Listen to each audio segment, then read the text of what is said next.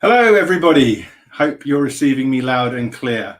Welcome to this Life Under Sail live event. Why are we doing this? Well, quite apart from the fact that it's a great opportunity to talk about the sailing yacht market, there is a pressing need to discuss it as well.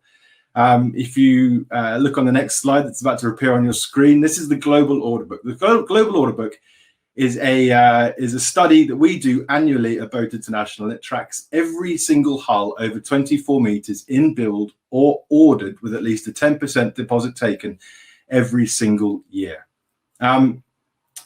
It's published with the January issue of the magazine, and the figures for 2020 reflect those ones there. And you can see over the last 10 years, there's the trend for motor yachts is, very promising, although 2019 was a stellar year. A slight dip in 2020, or rather when the figure was recorded in late Q4 2019. The sailing yacht trend, on the other hand, is in the decline. And after a high, I think it's of 98 hulls in 2014, we're now down at 59. Andrea, would you just walk us through this? So what is holding back the sailing yacht market in the minds of you and the rest of the Southern Wind team? Talk us through this. If we look at how or if we imagine, I mean, this is just a graphic representation, but if we imagine how the different kind of categories of yacht answer to this, sailing yacht and sailing cut should be phenomenally successful, because as we talk about a super yacht, they do offer a good level of comfort. They allow some sport. They are fantastic to escape because they have the range and the autonomy to go much more far away than power yachts of similar size. That can be compared to explorer vessel. So they have a range of answers that, to our eyes of passionate sailors, tick all the boxes. The challenge is that this is straightforward to us. Not to forget about the environment. I mean, a sailing yacht is green by definition. I mean, it's sailing. It's not using power to sail, at least up to a range of size that we are talking about. So the thing is, sailing yachts, sailing cut tick all the boxes in a much more vast way of power yachts or explorer vessel. Why we are not succeeding? And I think it's a matter of being able to explain what is obvious to our eyes. So we need the challenge is to explain that a yacht is not, if you use the yacht to go from A to B, crew is personnel. And then the yacht is anchored and the yacht becomes an hotel. In that case, the yacht has to be comfortable and it is a platform to enjoy life at sea, but not while you're moving. If you sail from A to B, the crew and the owners become a team. They enjoy together, they bond, they share values. When they are at anchor, they are sharing an adventure, they're sharing a time on board. And I would say it's easy to imagine, and we all know stories about son and daughters of owners that became good friends of captains, that established a good relationship with captains, with first mate, etc. That happens way more on sailing yachts than on power yachts. And that is the explanation, the confirmation that it's a matter of enjoying the mentoring that crew can do on owners and on friends, on guests. And over there, I think, is the key. Because if we look from the other perspective, the sailing yacht is losing when we compare cost to gross tonnage, because the sailing yacht is more expensive if you compare to gross tonnage equivalence. Cost to comfort, the sailing yacht is more expensive. But it's more expensive, but in exchange it offers so much more that is there. It's a matter of explaining that. And to explain that, we needed to offer experience. And to do experience, we needed to offer sailing academy, to offer charters, to offer regattas. It's not only a matter of reading or visiting a boat show. This pandemic offers us an opportunity because it taught everyone the importance of kind of slowing down. And sailing is very much about living life at best, but also being able to slow down and to wait for the wind. And I think this is an opportunity to be, there are people that are questioning themselves about how to better use their time now, because they got scared, not for their business, but they got scared for their relatives or for themselves. And now they will have a different approach to private time. And this is an opportunity for the yachting industry. Explain the figures we saw in the graphs at the front of a few minutes ago, particularly the new build figures against sailing yachts. To answer this first question, I'm going to pick on Giovanni first. Giovanni, how have sailing yachts lost so much ground? The last one in the game, you made it tricky. I mean, I get used to look the numbers in face, and those trends are telling us something. And I mean, we have not to comply with that.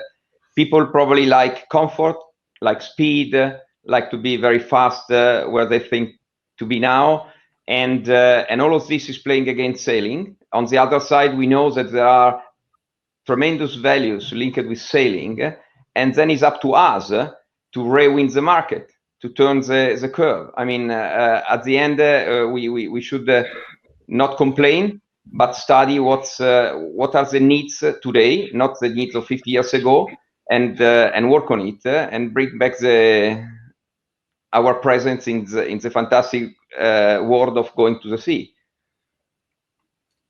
Henry? Yeah, I mean, I agree with that sentiment, but I think the crux is, how do we introduce people to sailing?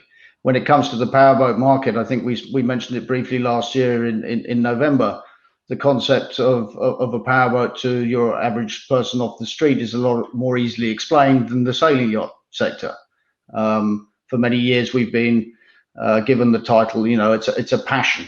It's a passion to go sailing and everything associated with it. In the UK, for a while, it was considered an elitist sport, and that's something that I think we're still dealing with. I think if you look at the numbers from the powerboat side of things, I think it's easier to attract people to that particular market. That's not to say that we can't do much more, but I think the tide is turning. I think the tide will turn in terms of the interest from, shall we say, non-standard sort of yachting background individuals coming to ask questions about what sailing is about, what it's like, what it offers. And I think that's half our battle is to sell that into the market. And I think we'll see that changing, particularly with the environmental angle starting to come in. How important is it? Do new owners or new audiences not necessarily familiar with the market care that there are these regattas, and how much of it is part of the Baltic messaging? You know, you can race in the bucket, or well, I mean, just by the very nature of the boats that we build, then you know we pride ourselves on lighter and stiffer and faster. For sure, there's that side of it, but it's a double-edged sword in my book. The passion that some of the owners show for racing, 100% back it, and it's great to see them out there and very useful for us to see. But also we need to be careful, and I mentioned this back in November, how lovely it is to see families involved. And yes, having professional sailors on board should not just be about winning, it should be about sailing safely and showing the capability of the boats and what's possible. But if you look at the nature of the Swan Cups, the Southern Wind, it's actually about the people. The racing is prominent to a small portion of the day, but what happens on the docks, the events, the gatherings, the meetings, that for me is the important part of it. And I think if you look at the nature of the successful regattas around the world, they've actually balanced that correctly. If you just want to go for pure one design racing, then there's an opportunity to go and do that. But when you enter the super yacht sector, then a lot of it is about the location, the venue, what's offered ashore. And that's an important part of attracting not only owners, but owners to bring friends. And the number of people I've met who at various regattas that have absolutely nothing to do with sailing and have been invited along and have swept up with it. It's a great way of introducing people. But I think we have to keep a very close eye on the sort of the cruising less, full throttle aspect of it. Andrea, something for you now. I mean, so we talked a little about, so Swan are answering the call to comfort, as it were, by super optimized hulls that reduce heeling. Henry, Baltic have introduced some novel new technology on a recent delivery that has done that also. But you're taking a slightly different approach at Southern Wind because you now have a catamaran.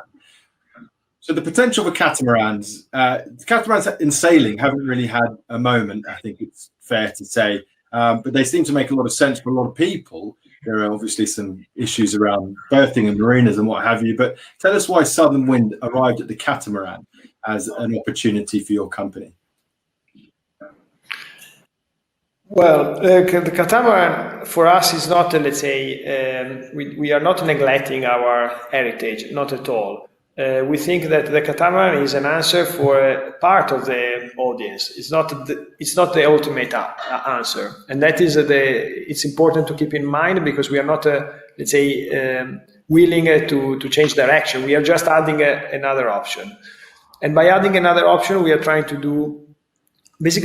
duplicate what we learned to do in these 30 years of activity, and we are trying to duplicate and to do it bigger. So we are trying to keep the heritage of our, let's say, experience and what we learned in the years, and we are trying to offer a different approach to life at sea with different priorities. If we think back about the slide, the catamaran is more, let's say, leaning towards the comfort, and usually it's leaning so much towards the comfort that becomes suddenly not as appealing for a sailor, unless we talk about racing catamaran. But the challenge for a sailor is to share his passion with his family and with the people that are being invited. So we have plenty of stories of passionate owners that invite friends, and the friends do not want to come back because they didn't enjoy healing or they were not very comfortable. So many owners lose the opportunity to remain in the sailing industry because of that, and many power yacht owners do not feel to do the jump and to jump into a sailing monohull because they are afraid to lose comfort and to lose volume. The cat is a kind of a bridging deck in that, and as long as the cat is built to be a proper sailing cat, and that is achievable by offering a proper sail plan, proper appendages, and a sophisticated construction. Because as long as with Baltic and with Nautor, we share the importance of having a accurate weight calc, and the importance of being very focused in investing the right amount of time and resources and money in sailing weight. On a cat, the surfaces are incredible high. So if you are able to reduce the kilo per square meter of your composite, you get a fantastic benefit.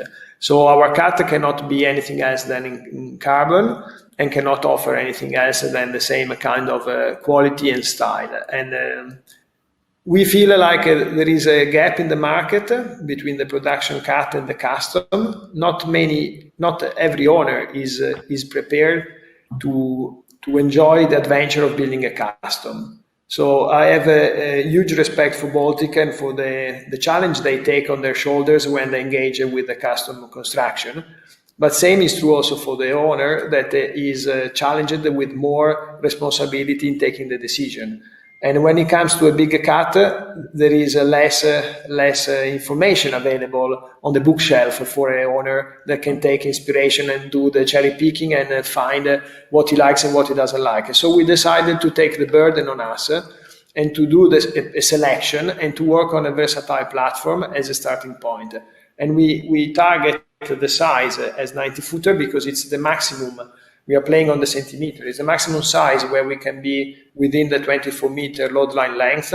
So the cat, our 90-footer, could be certified in a more convenient, let's say, under more convenient and practical charter rules for the benefits of a charter market, and at the same time is offering a very good balance between number of cabins and number of cabins for the crew with the volume of a powerboat. So it's kind of a balance, and we do believe that there is a market for that, and we intend to stimulate the market because there are not 1,000 people asking for a catamaran of 90-footer in composite. It's up to us to stimulate the demand.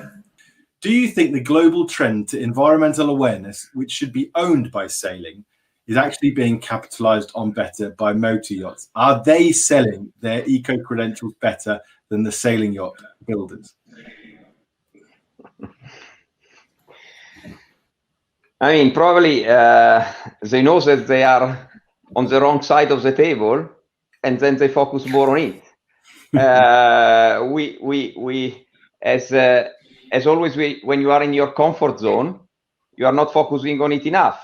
So this is my opinion. I mean, there is nothing that is more near to be green, sustainable, environmental friendly than a sailing boat. When you turn off the engine and generators, I mean, there is only the wind, and you go and you cross the ocean, or you go from one island to the other in the med, in silence, today with very good speed, because we don't have to forget that the modern boat, I mean, we gain a lot of speed in the last years. I mean, especially with the light wind, it's incredible what the new boats can deliver. And because we are in the comfort zone, probably we don't tell the story enough. And this is where we have to work better, for sure. Which kind of speaks against what we were talking about before, wasn't it? So there are more performance-oriented boats, but the future is comfort. How do we make sure we don't forget that key group in the middle? Henry? How do you avoid? I think, to be honest, most of them, you could argue these days, all of these boats are very, very comfortable, and then we try and race them. I think there's only the odd one or two that you could say are fully extreme racing, and then they've decided for a little bit of interior. I think being cost effective, that's going to be the biggest challenge. If we can make the super yacht regattas non-prohibitively expensive, when we get 20, 30 professional crew on board a boat and we end up with 15 different sails and choosing the right sail to go racing, then your costs are going to go through the roof. I think bringing it back to where you talk about comfort, it's also affordability of a regatta. It shouldn't be prohibitively expensive for a client to turn up and race his boat with friends and enjoy it and have a chance of some sort of success on the race course. Yes, there'll always be the class of boat that just wants to go fast, and they're prepared to challenge the norm and innovate at all times to get the best possible performance on the race course, and that's beautiful. It drives the business, it drives innovation, but beneath that there is a very strong core that I think we need to concentrate on, and Andrea and I certainly have spoken about this quite a bit, about getting the families, about getting the owners who inherently are going to be competitive people to come to an event and understand that it's about getting around the course safely. It's about introducing those younger members of the family to sailing that we will see hopefully develop into future super yacht owners. Thanks, everybody. Giovanni, Andrea, Henry, and thank you for watching.